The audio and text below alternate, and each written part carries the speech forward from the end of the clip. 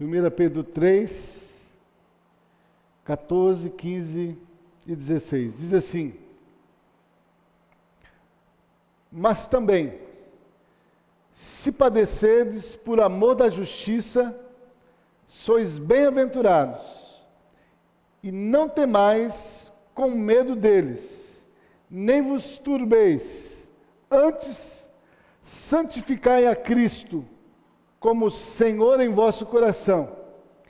Estais sempre preparados para responder com mansidão e temor a qualquer que vos pedir a razão da esperança que há em vós, tendo uma boa consciência, para que, naquilo em que falam mal de vós, como malfeitores, fiquem confundidos os que blasfemam do vosso bom procedimento em Cristo. Vamos ler o 17 também. Porque melhor é que padeçais fazendo o bem, se a vontade de Deus assim o quer, do que fazendo o mal. Vamos orar. Paizinho, mais uma vez, em nome de Jesus, nós nos achegamos diante do Senhor, o nosso coração, ó Deus, quebrantado e contrito, ó Deus, em inteira submissão ao Teu Espírito Santo, ó Pai, inteira submissão à Tua palavra, para que, ó Deus, neste momento, ó Pai, o Teu Espírito que o Senhor nos deixou para nos convencer de todo o pecado, justiça e do juízo, para nos fazer lembrar de tudo aquilo que o Senhor nos ensinou, possa agora, Senhor, prevalecer com a Tua palavra nos nossos corações, trazendo a revelação da Tua vontade, Senhor, para as nossas vidas, e dando-nos, ó Pai, fé para crer na Tua palavra e praticá-la, Senhor. Em nome de Jesus nós oramos. Amém. Amém. Eu queria destacar aqui o versículo 15. Antes, santificai a Cristo como Senhor em vosso coração. E estais sempre preparados para responder com mansidão e temor a qualquer que vos pedir a razão da esperança que há em vós. E sejais preparados para responder com mansidão e temor a qualquer que vos pedir a razão da esperança que há em vós. Direção, irmãos, que Deus nos deu para repartir com os irmãos nessa noite. Onde está fundamentado a minha fé? Será que eu estou preparado para responder com mansidão e temor a qualquer que me pedir razão da esperança que há em mim? Podemos levantar aqui uma interrogação também. Será que as pessoas estão vendo esta esperança em mim? Ou que esperança as pessoas estão vendo em mim? Aonde está a minha fé? Onde está a minha esperança? Nesse tempo de tribulação, de aflição, de tantas lutas que nós estamos passando. Se alguém me perguntar qual é a razão da minha esperança, se alguém me perguntar o porquê eu vivo assim, o porquê eu procedo dessa forma, talvez diferente do que o mundo está procedendo, agindo, falando, pensando, eu estou preparado para responder com mansidão e temor?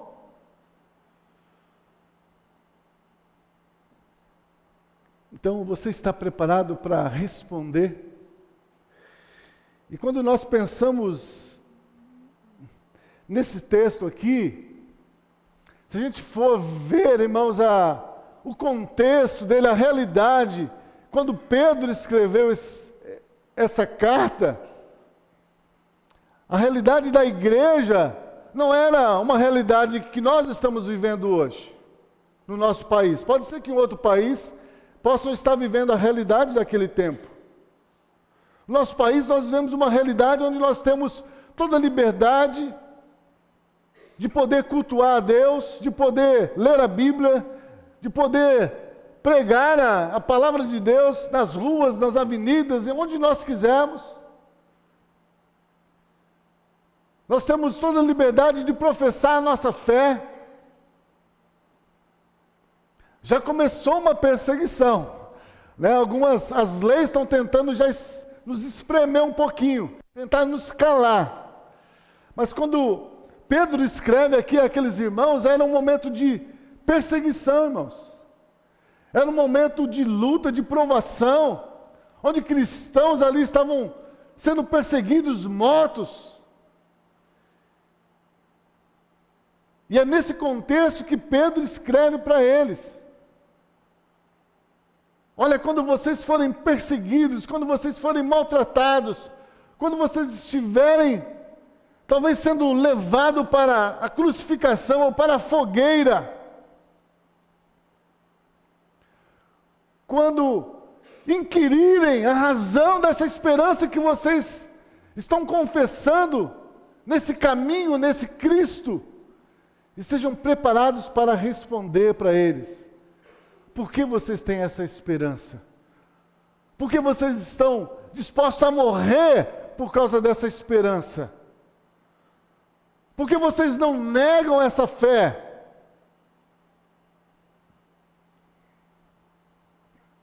Por isso, estejais preparados para responder com mansidão e temor a qualquer que vos pedir a razão da esperança que há em vós. Onde está a sua esperança? Por que você serve a Deus?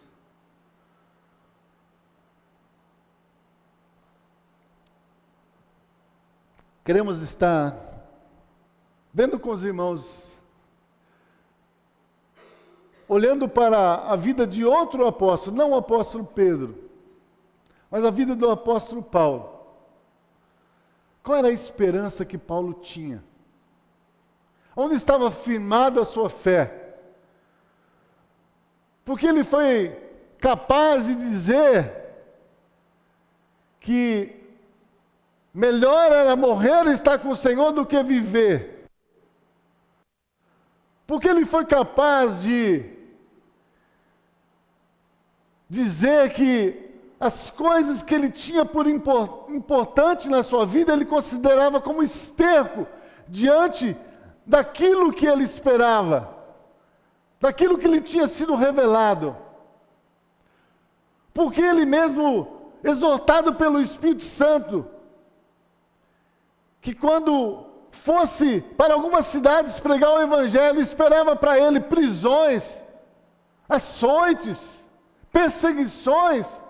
Mesmo assim, ele não recuou, ele não voltou atrás.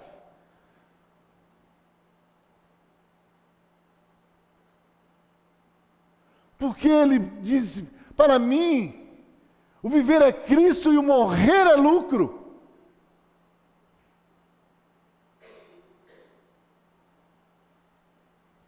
Então eu gostaria de meditar com os irmãos alguns textos da palavra do Senhor, que mostram em que estava confiado, em que Paulo estava confiado quando ele, então, confessa isso, escreve isso nas suas cartas àqueles irmãos ali.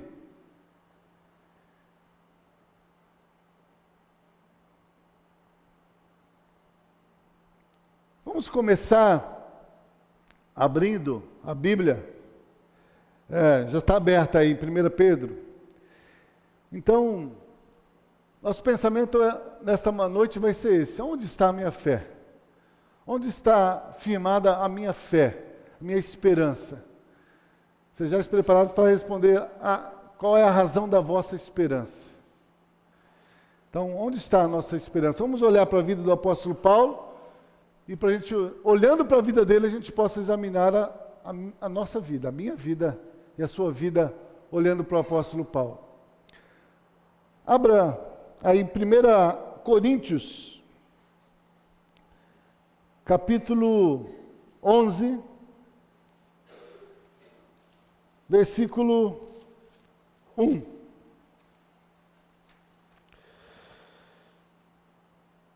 Precisamos entender, irmãos, que a nossa fé precisa ter um fundamento seguro. E o apóstolo Paulo e o apóstolo Pedro, quando escreve as suas cartas, o objetivo dele era estar trazendo àqueles irmãos quais eram os fundamentos da fé que lhes tinham sido anunciadas, tinham sido pregadas, no qual eles creram, no qual eles nasceram de novo, no qual eles receberam o poder do Espírito Santo.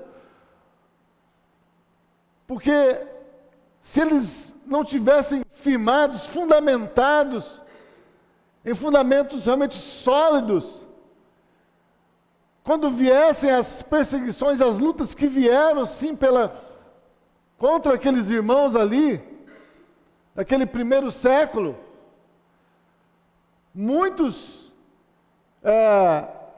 negariam a fé. E muitos negaram a fé, muitos negaram a Cristo por causa das perseguições.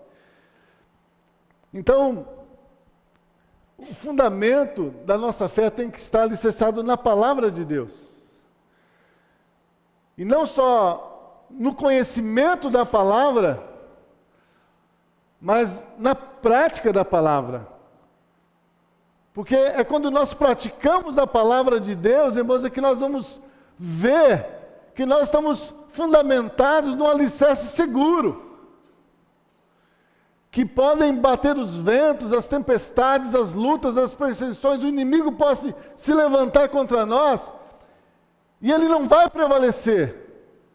Mas é quando eu coloco em prática a palavra de Deus. Por isso, o Senhor Jesus Cristo vai dizer: não sejais somente ouvintes da palavra, mas praticantes da palavra. Porque aquele que é ouvinte da palavra e não pratica, ele é comparado a um homem insensato, louco, que constrói a sua casa sobre a areia. E todos nós sabemos aqui que quando nós construímos uma casa sobre a areia, ela corre um grande perigo de cair, um grande perigo de ter rachaduras. Nosso bairro lá, o bairro Pedro Ocean, é um bairro construído sobre areia. O solo ali é arenoso. E eu creio que 90% ou 99% das casas ali da Pedro Ocean tem rachaduras. Sofreram rachaduras. Porque o solo era areia e não foi feito um alicerce firme. Então Jesus olha, aquele que constrói a sua casa sobre a areia, que é aquele que não pratica a palavra, então está construindo sobre a areia. E vai bater vento, vai bater tempestade, os rios vão vir, os rios aí da vida vão vir, e vão bater com ímpeto contra essa casa. E ela vai cair, e vai ser grande a sua queda. Mas aquele que ouve a minha palavra e pratica, esse compará-lo-ei a um homem prudente que edificou a sua casa sobre a rocha. E bateram contra ela os ventos, as tempestades, os rios vieram, bateram contra ela, mas ela não caiu, porque estava firmada na rocha. Na rocha é Cristo. Então nós precisamos, irmãos, ter convicção. Qual é a esperança que nós temos? Em que está a nossa esperança? Porque se nós não tivermos isso muito firme em nós, quando vierem os ventos, as tempestades, nós vamos desanimar. Nós vamos ser abatidos. o irmão cantou aqui um louvor que fala sobre as sementes, os solos, né, onde a semente foi lançada. Então, que tipo de solo tem sido o meu coração?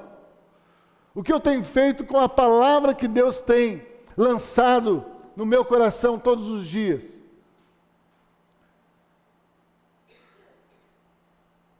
Então, aqui em 1 Coríntios, capítulo 11, o versículo 1 só que eu quero ler com os irmãos. Diz assim, o apóstolo Paulo, aquele que confessou tudo aquilo que eu já falei, não vou repetir de novo, que disse que para ele o viver era Cristo e o morrer era lucro. Quando ele escreve aqui aos Coríntios, ele diz, sede meus imitadores como também eu sou de Cristo. Muitas vezes nós não gostamos dessa palavra aqui, ser de meus imitadores, quando Paulo diz isso.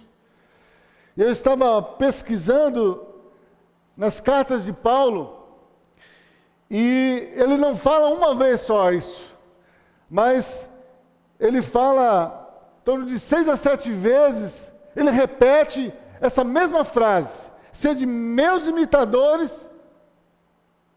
Aqui ele diz, como eu sou de Cristo.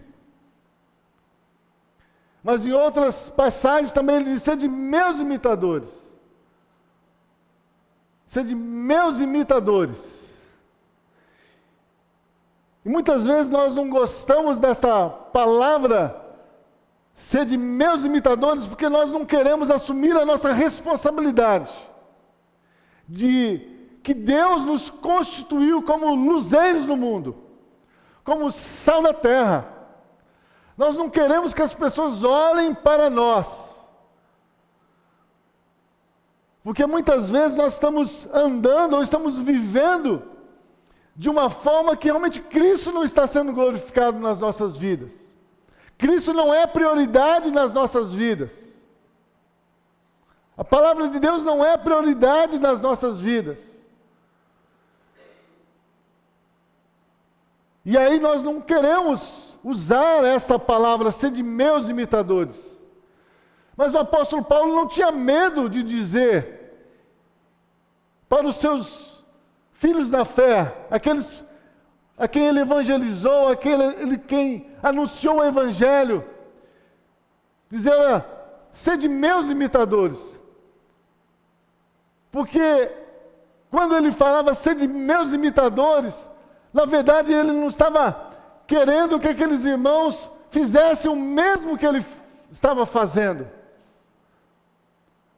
Mas o objetivo dele, irmãos, era que aqueles para quem ele estava escrevendo aquelas cartas pudessem ter a mesma fé, a mesma esperança que ele tinha em Cristo Jesus, o Salvador. Por isso ele diz, sede meus imitadores como eu sou de Cristo. Então vocês não tem problema de olhar para mim. Não tem problema vocês me imitarem. Porque se vocês me imitarem, na verdade vocês não estão me imitando, porque não sou eu que vive. Não é isso que ele diz em Gálatas 2:20? Não sou eu quem vive, mas é Cristo que vive em mim. Eu estou crucificado com Cristo, e não vivo mais eu, mas é Cristo que vive em mim. E a vida que eu agora vivo na carne, eu vivo pela fé do Filho de Deus. Por isso ele não tinha nenhum constrangimento, irmãos, de pedir para as pessoas olharem para ele, porque ele estava morto, porque ele estava crucificado. E para ele, o seu viver era Cristo. E é por isso que ele, em diversas cartas, ele vai dizer, olha, sede meus imitadores. Sede meus imitadores. Então precisamos entender, irmãos, que sempre que Paulo fala para sermos seus imitadores, não é uma questão de fazer, mas é uma questão de ser o que Paulo foi. Ser de meus imitadores como eu sou. Eu sou de Cristo. Eu sou de Cristo. Ele é meu. Eu sou dele. Ele é o meu tudo. Eu sou tudo para Ele.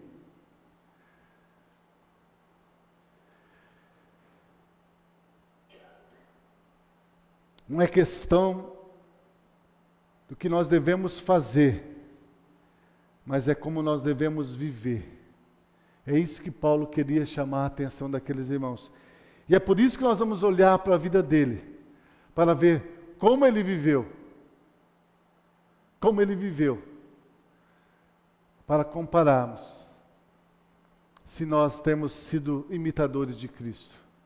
Não imitadores de Paulo. Porque Paulo diz, eu sou imitador de Cristo. E se Paulo era imitador de Cristo, então nós devemos ser imitador também de Cristo.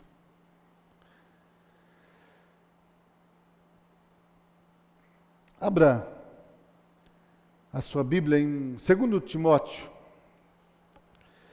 capítulo 1.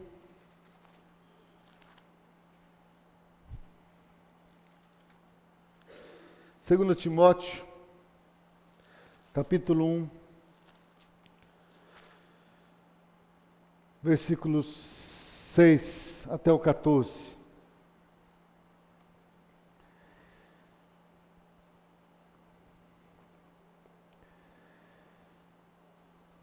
Olha, mais uma vez o apóstolo Paulo aqui, falando ao seu filho na fé, exortando ao seu filho na fé, despertando ele para uma realidade que ele já fazia parte. Filipe hoje usou um termo lá de manhã, que eu preciso tentar lembrar aqui, sobre essa questão de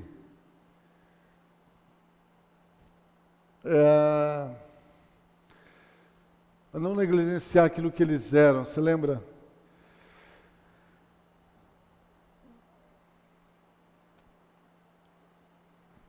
Mas é isso que o apóstolo Paulo está trazendo à memória aqui de Timóteo. Não ignoreis. Fala aí que eu não... Você usou isso, mas o contexto ali, que eu queria só lembrar o contexto ali. Mas o objetivo do apóstolo Paulo aqui é trazer à memória do Timóteo a realidade da sua vida. A partir do momento que ele tinha crido no Senhor, o que Deus havia feito na sua vida. Além de justificar, perdoar, justificar, regenerar, dar o Espírito Santo, e com o Espírito Santo também o poder de Deus. E agora o apóstolo Paulo escreve para ele falando, olha, desperta o dom que há em ti que você recebeu. Versículo 6. Por este motivo, te lembro que desperte o dom de Deus que existe em ti, pela imposição das minhas mãos. Porque Deus não nos deu espírito de temor, mas de fortaleza, de amor, de moderação. Portanto, não te envergonhes do testemunho do nosso Senhor, nem de mim que sou prisioneiro seu. Antes, participa comigo das aflições do Evangelho, segundo o poder de Deus, que nos salvou e nos chamou com uma santa vocação, não segundo as nossas obras, mas segundo o seu próprio propósito e graça que nos foi dada em Cristo Jesus antes dos tempos dos séculos, que é manifesta agora pela aparição do nosso Senhor, nosso Salvador Jesus Cristo, o qual aboliu a morte e trouxe à luz a vida e a incorrupção pelo Evangelho, para o que fui constituído pregador, apóstolo e doutor dos gentios, e por cuja causa padeço. Também isto, mas não me envergonho, porque eu sei em quem tenho crido, e estou certo de que é poderoso para guardar o meu depósito até aquele dia. Conserva o modelo das sãs doutrinas que de mim tens ouvido, na fé e no amor que há em Cristo Jesus. Guarda o bom depósito pelo Espírito Santo que em vós, que habita em vós. Então Paulo, ele escreve para Timóteo, diz, olha, desperta o dom que é em ti. E aí ele diz, olha, não te envergonhes do Evangelho, do testemunho do Senhor Jesus, participa das aflições do Evangelho, segundo o poder de Deus, o qual nos salvou com uma santa vocação, não segundo as nossas obras, mas segundo o seu próprio propósito. E ele diz, versículo 11, para o que fui constituído pregador, apóstolo e doutor dos gentios, e por cuja causa padeço, mas não me envergonho, porque eu sei em quem tenho crido, e eu sei que Ele é poderoso para guardar o meu depósito até aquele dia. E ele mais uma vez exorta Timóteo, conserva o modelo das sãs palavras que de mim tens ouvido. O que Pedro escreveu lá? Quando nós lemos o primeiro texto, 1 Pedro 3,15, estáis preparados para responder a quem vos perguntar qual é a esperança, a razão da esperança que há em vós. É isso que o apóstolo Paulo está trazendo à memória de Timóteo. Timóteo, o tempo é de provação, é de perseguição, é de luta, mas, olha, desperta o dom que você recebeu. Você recebeu um dom, e esse dom não é para ser escondido. Esse dom não é para ser guardado. Esse dom é para ser colocado à disposição para servir ao Senhor, servir à igreja, ser útil na obra do Senhor, ser útil para a edificação da igreja. E aí ele fala, conserva o modelo das sãs palavras que de mim tens ouvido, na fé e no amor que há em Cristo Jesus. Então, essa carta aqui, quando Paulo escreve para Timóteo, meus irmãos, ele já sabia que a sua morte era iminente. Ele já estava preso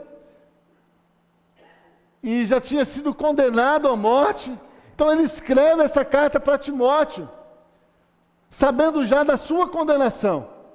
E ele escreve com esse propósito: despertar Timóteo a colocar em prática aquilo que Deus lhe havia dado, quando ele havia crido no Senhor Jesus Cristo, recebido o Espírito Santo. Então ele diz, conserva o modelo das palavras, das doutrinas que você recebeu de mim. Não deixe que ninguém tire isso, não deixe que isso se perca na sua vida. Mas conserva, guarda isto, porque isso vai ser importante para você na hora da provação. É isso que vai te manter firme, que vai te dar força, que vai te dar ânimo, quando você for perseguido, quando você talvez estiver sendo levado para ser queimado vivo, para ser crucificado, como o nosso Senhor foi crucificado. Vai ser essa esperança dessa sã doutrina que foi ensinada para você, é que vai conservar a sua fé firme no Senhor Jesus Cristo. Que vai manter os seus olhos firmes naquele que é o autor e consumador da nossa fé. Conserva.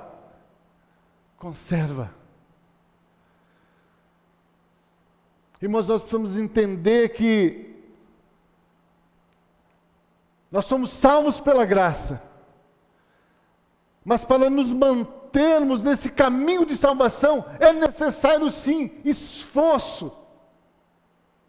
É necessário sim suor, não é para a salvação, porque nós já somos salvos pela graça, mas é necessário sim esforço para nos mantermos firmes na fé no Senhor Jesus Cristo, na esperança de que Ele vai voltar, na esperança de que nós vamos estar com Ele.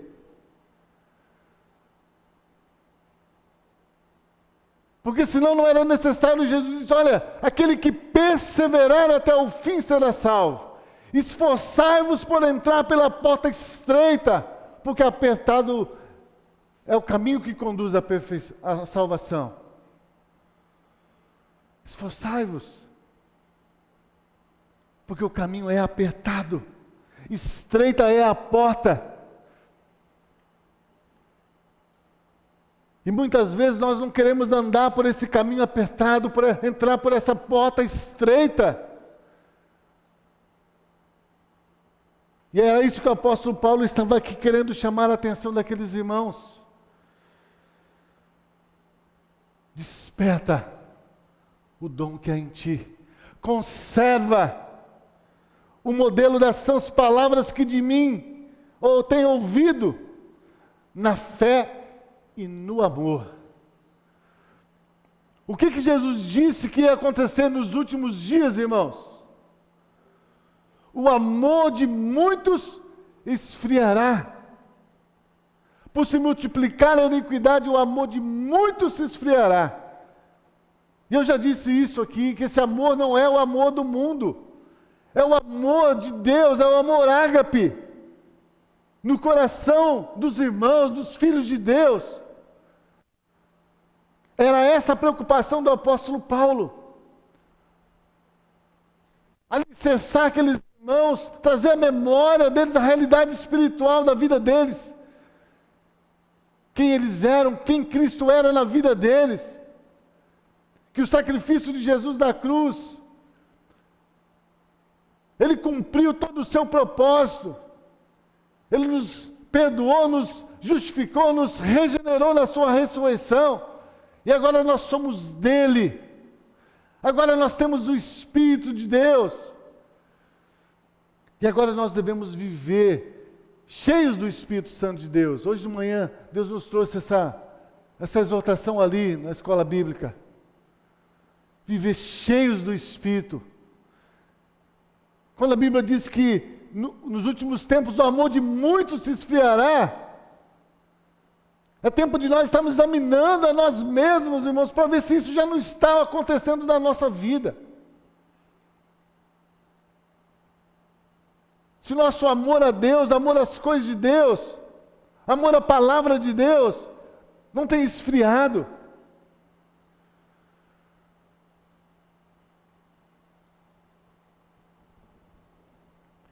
Então o apóstolo Paulo fala: olha, desperte o dom que você recebeu. Conserva o modelo das sãs palavras que de mim você recebeu, porque elas são o alicerce que vai te sustentar na hora das provações, na hora das lutas, na hora que o inimigo se levantar, na hora que a enfermidade chegar. Elas que vão te sustentar, elas que vão te dar força, elas que vão te dar ânimo.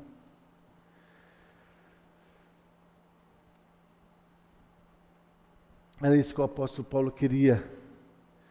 Queria que aqueles irmãos estivessem com as suas vidas fundamentados naquilo que é verdadeiro. Naquilo que é verdadeiro. não naquilo que é passageiro. Hoje nós até usamos isso lá de manhã.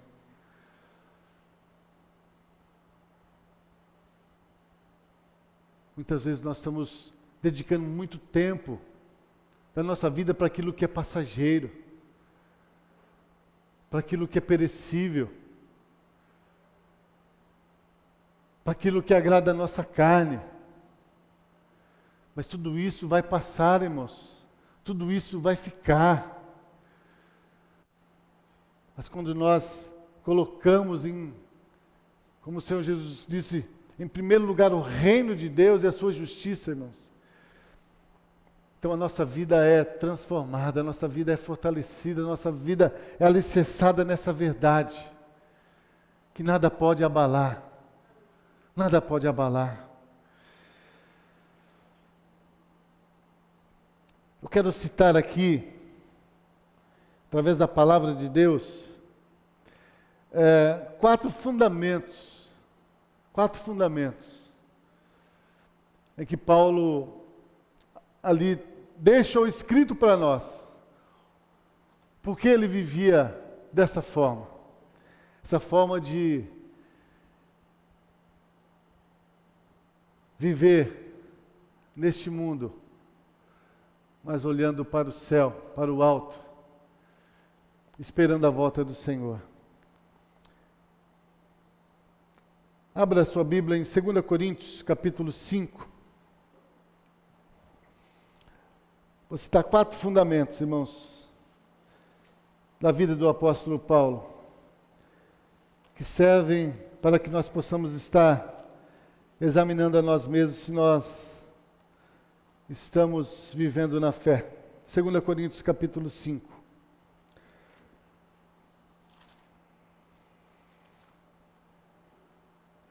Versículo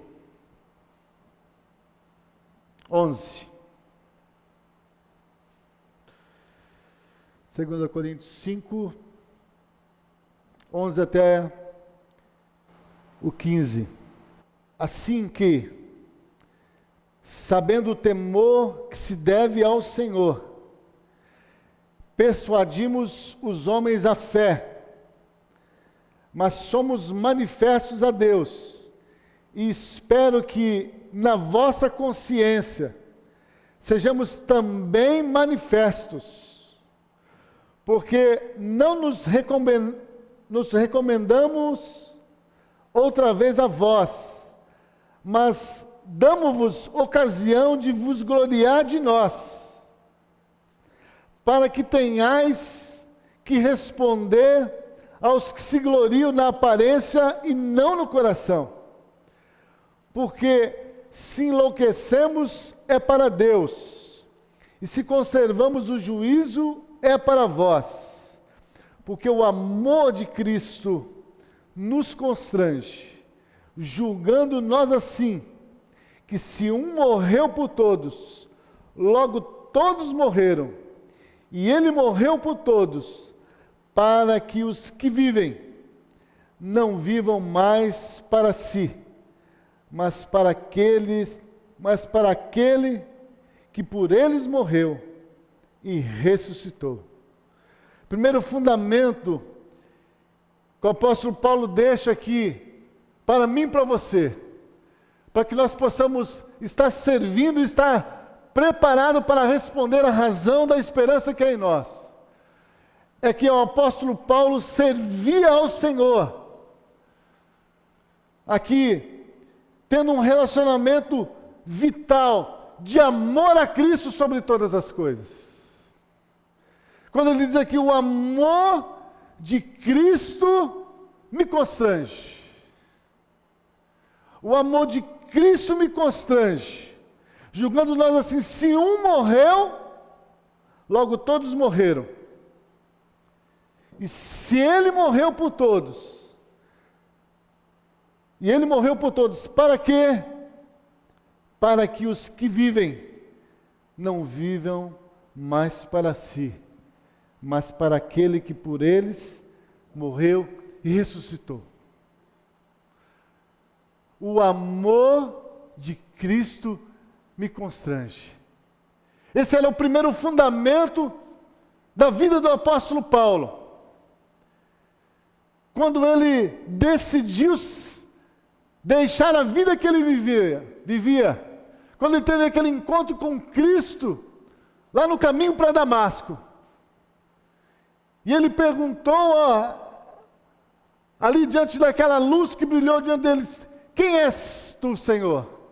E Cristo disse, eu sou Jesus a quem tu persegues.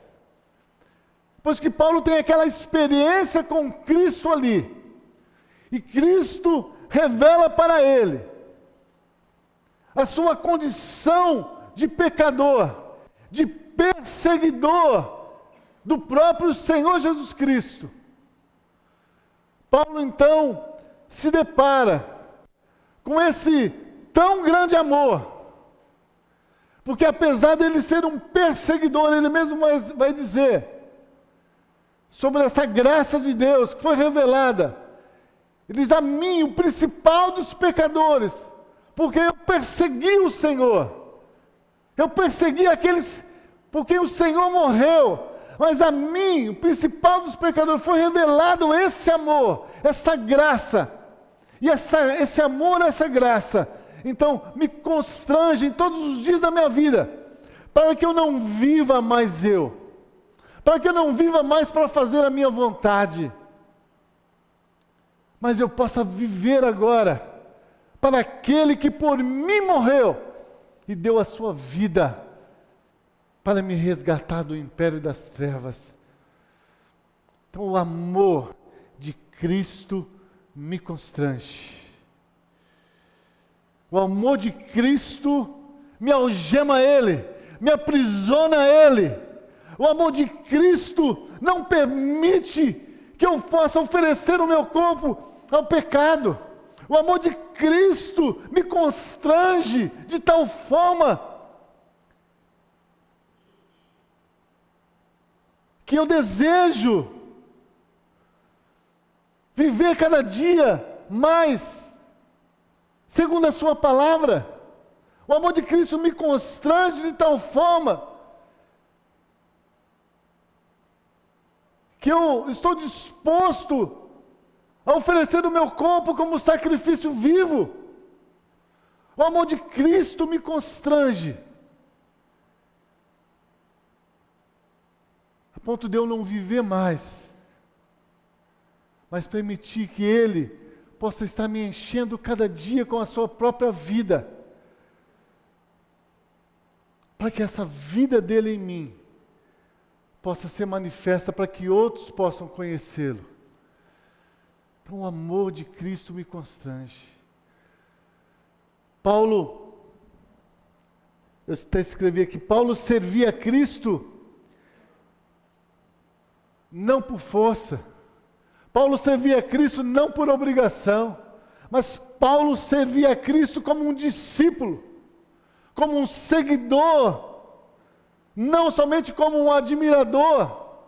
Muitas vezes nós seguimos a Cristo porque nós admiramos o que Cristo fez, nós admiramos o amor de Cristo por nós. Mas o apóstolo Paulo não, ele servia a Cristo, porque ele entendeu que o chamado de Cristo para ele é para que ele pudesse seguir as suas pisaduras, é para que ele pudesse negar a si mesmo, tomar a cruz e segui-lo naquilo que ele fez, vivendo como ele viveu, como um discípulo.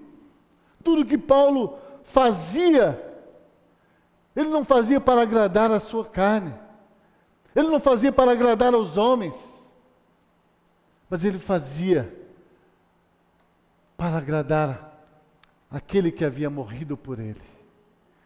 E como hoje, irmãos, nós temos negado a Cristo, nós temos negado a Cristo, às vezes por causa da nossa família, às vezes por causa do nosso trabalho, às vezes por causa do nosso conforto, às vezes por causa de um passeio. Ah, pastor, mas a minha família é importante. É importante, mas foi o próprio Jesus que disse: aquele que amar mais o seu pai, a sua mãe, o seu filho, mais do que a mim, não é digno de mim. E muitas vezes nós estamos nos escorando ali, nos justificando pela falta do nosso compromisso com Deus, pela falta do nosso envolvimento com as coisas de Deus, colocando essas condições. Deus não quer a destruição de nenhuma família, de nenhum lar, que ninguém perca o emprego. Mas muitas vezes nós não estamos percebendo, irmãos, que muitas vezes o inimigo está usando todas essas coisas que para nós são importantes, para nos tirar daquele alicerce que é verdadeiro,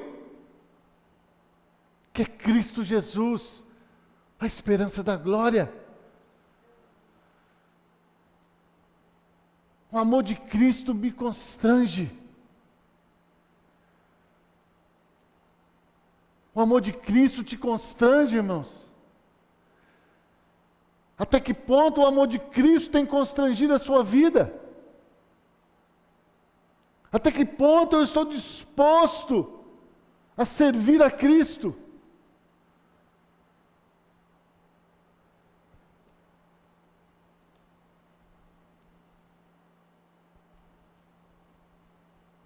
Paulo seguia Cristo como um seguidor de Cristo. Por isso ele não tinha medo de dizer: sede meus imitadores como eu sou de Cristo.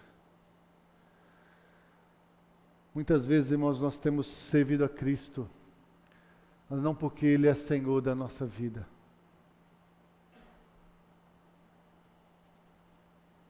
Não porque o amor dele está nos constrangendo, mas é porque nós estamos interessados, ou estamos servindo com medo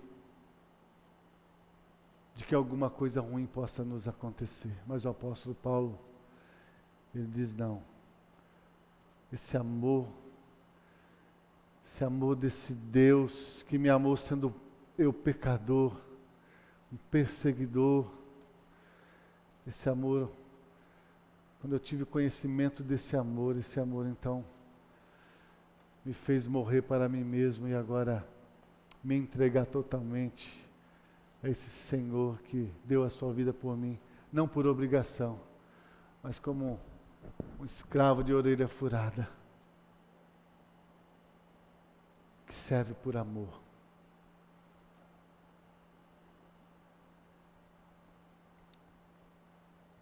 O que é um seguidor de Cristo? O próprio Jesus disse que quem quiser ser seu discípulo, negue-se a si mesmo, tome cada dia a sua cruz e siga-me. O apóstolo Paulo entendeu essas palavras do Senhor Jesus Cristo. E ele colocou em prática essas palavras.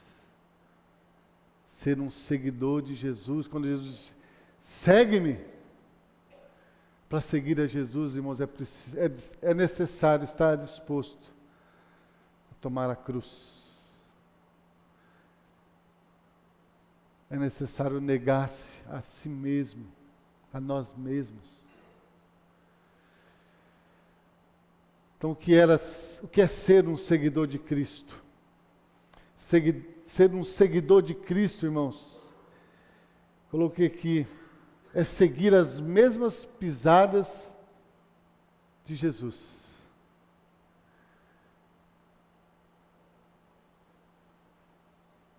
É seguir as mesmas pisadas que Jesus. O que Paulo escreveu para Timóteo? Timóteo, toma parte comigo das aflições, como bom soldado de Cristo. Por causa desse evangelho eu sofro, eu padeço, para cumprir o resto das aflições de Cristo, na minha carne.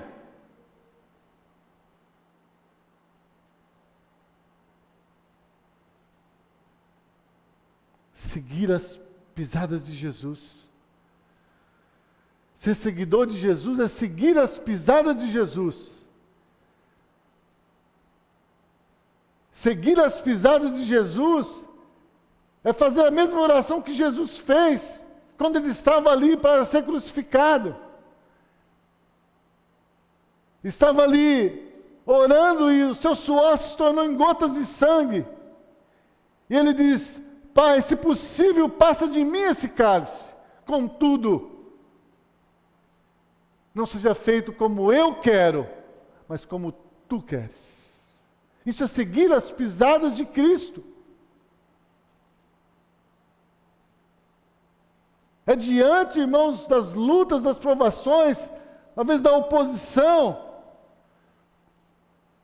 Nós fazemos a mesma oração que Cristo fez. Pai, não seja feito como eu quero. Eu quero ser livre, Senhor. Essa aflição é muito grande. Se possível, passa de mim. Contudo, não seja feito o que eu quero, mas o que tu queres. Isso é ser um seguidor de Jesus. É seguir as pisadas do Mestre. O apóstolo Paulo tinha esse ideal. Se Cristo padeceu, então eu também vou padecer. Por amor de Cristo, por amor ao Evangelho, por amor à igreja. Eu tudo sofro, eu tudo suporto. Por amor à igreja, por amor a Cristo. Porque esse amor me constrange. Ser um seguidor de Cristo é imitar as ações que Cristo teve enquanto viveu aqui nessa terra.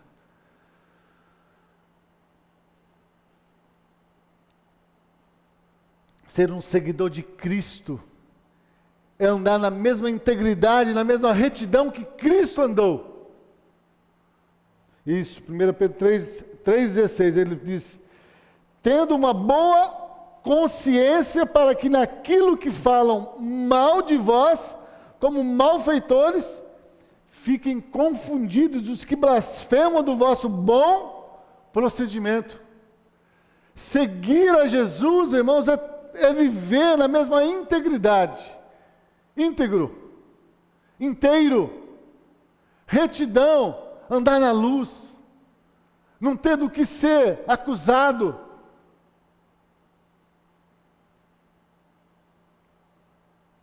Ser seguidor de Jesus é andar na luz. Se nós somos filhos da luz, nós temos que andar na luz. O mundo está vivendo em trevas, irmãos, mas nós estamos na luz, e essa luz de Cristo deve brilhar nas nossas vidas. Então, ser um seguidor de Cristo é andar na luz, é andar em retidão, a mesma retidão que houve em Cristo Jesus, que quando foi ali, estava para ser crucificado, os seus algozes não tinham ali do que o acusar. A Pilatos dizia: olha, eu lavo minhas mãos, porque eu não vejo culpa nenhuma nesses que vocês querem condenar. Eles não tinham do que o acusar. Se nós somos seguidores de Cristo, irmãos, nós temos o Espírito Santo, e ele diz: esse Espírito é o poder de Deus para nos aperfeiçoar, para nos santificar, para nos tornar cada dia mais parecidos com Ele. Então não é desculpa para nós continuarmos andando no pecado, porque Deus já nos deu o Espírito de santificação, para nos santificar e nos aperfeiçoar para toda a boa obra que Ele já preparou para nós. Ser um seguidor de Jesus é ter o mesmo sentimento que houve em Cristo Jesus, que sendo Deus, não teve por usurpação ser igual a Deus, mas a si mesmo se esvaziou e tomou forma de homem. Ser um seguidor de Jesus é perdoar aqueles que nos ofendem, é suportar aqueles que nos perseguem, aqueles que nos maltratam. Ser um seguidor de Jesus, irmãos, é se esforçar para ter um relacionamento íntimo com Deus e com o Espírito Santo. Ser um seguidor de Jesus é estar oferecendo todos os dias o meu corpo como sacrifício vivo, santo e agradável a Deus. para que o Espírito Santo possa estar enchendo a minha vida pela palavra do Senhor, pela presença do Senhor. Ser um seguidor de Jesus é não estar se embriagando com o mundo. Não vos embriagueis com o mundo, mas enchei-vos do Espírito. O apóstolo Paulo entendeu isso. Ele colocou em prática. Se ele quisesse viver uma vida realmente na esperança da glória do Senhor, era necessária essa plenitude do Espírito na sua vida. Como o Felipe disse hoje de manhã lá, todos nós temos o Espírito Santo. Quando cremos no Senhor Jesus, cremos na nossa inclusão com Ele ali na cruz, mas a questão é, nós temos vivido cheios do Espírito Santo?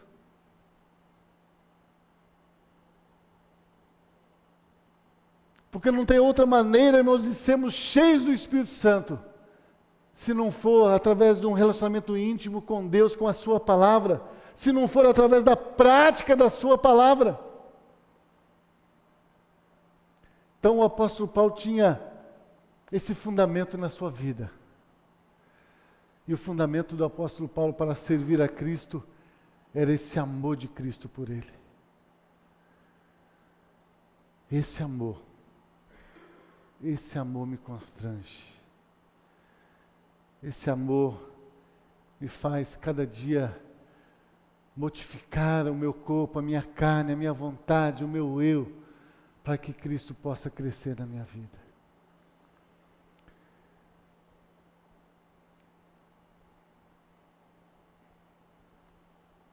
Nós vamos parar, porque a hora já foi. Só vou citar aqui os outros fundamentos do apóstolo Paulo para a gente encerrar. Segundo fundamento que Paulo fundamentava a sua vida para servir a Cristo, é porque ele tinha consciência de quem Cristo era na sua vida, do que Cristo fez na sua vida e do que Cristo iria fazer através da sua vida. Ele servia a Cristo porque ele sabia o que Cristo fez. O amor de Cristo o constrangia. Mas ele também servia a Cristo porque ele tinha também consciência de que Deus o havia salvado. Deus o havia transformado. Deus o havia chamado. Porque Deus tinha um propósito através da sua vida. E esse propósito era anunciar o Evangelho. Através da sua vida, está buscando salvar outros para serem tornados também filhos de Deus.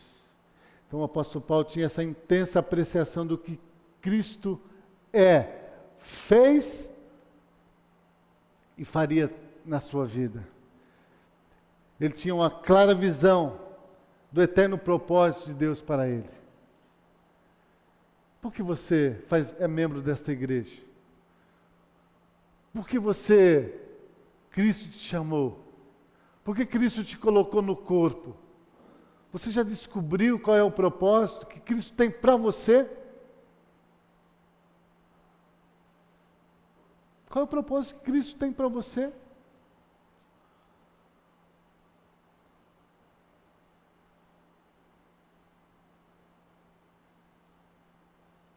Você já descobriu? E se já descobriu, o que você tem feito? Por isso, Paulo fala para Timóteo: Timóteo, você recebeu um dom, Timóteo. É necessário despertar. Despertar e se consagrar para que Deus possa te usar nesse dom que Ele te deu. Deus deu, irmãos, a cada um de nós um dom, uma capacidade. Mas muitas vezes nós temos enterrado esse dom, essa capacidade de Deus. Quer que nós estejamos, irmãos, nesse tempo, nos consagrando, nos oferecendo a Ele. O apóstolo Paulo tinha esse conhecimento que Deus o havia designado para que ele fosse cheio de Cristo, Cristo pudesse encher a sua vida e Cristo pudesse estar usando ele todos os dias para anunciar esse Evangelho. Por ele disse, eu não me envergonho do Evangelho. Por causa do Evangelho eu padeço, porque eu sei em quem tenho crido.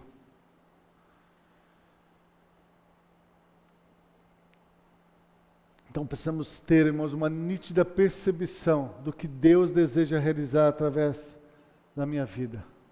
Se você ler lá Atos capítulo 20, você vai ver o apóstolo Paulo fazendo aquela confissão, dizendo, olha, eu sei porque o Senhor me chamou. E eu sei que para cumprir esse chamado do Senhor vai ter muitas lutas, muitas dores, muitas perseguições. Mas não importa. Eu não tenho a minha vida por preciosa, contanto que eu cumpra o ministério que eu recebi do Senhor. Qual é o ministério que você recebeu do Senhor? É preciso descobrir, irmãos, qual é o meu ministério que eu recebi do Senhor. E poder dizer, Senhor, eis-me aqui, Senhor. Usa-me, Senhor. Faz de mim, Senhor, um seguidor Teu. Faz de mim um seguidor Teu, Senhor. Eu não quero seguir o mundo. Eu não quero seguir homens. Eu não quero seguir a vontade do meu coração. Eu não quero seguir os pensamentos da minha mente. Porque agora eu tenho a mente de Cristo. E eu quero viver segundo a Tua vontade. Amém? Vamos ficar em pé, vamos orar.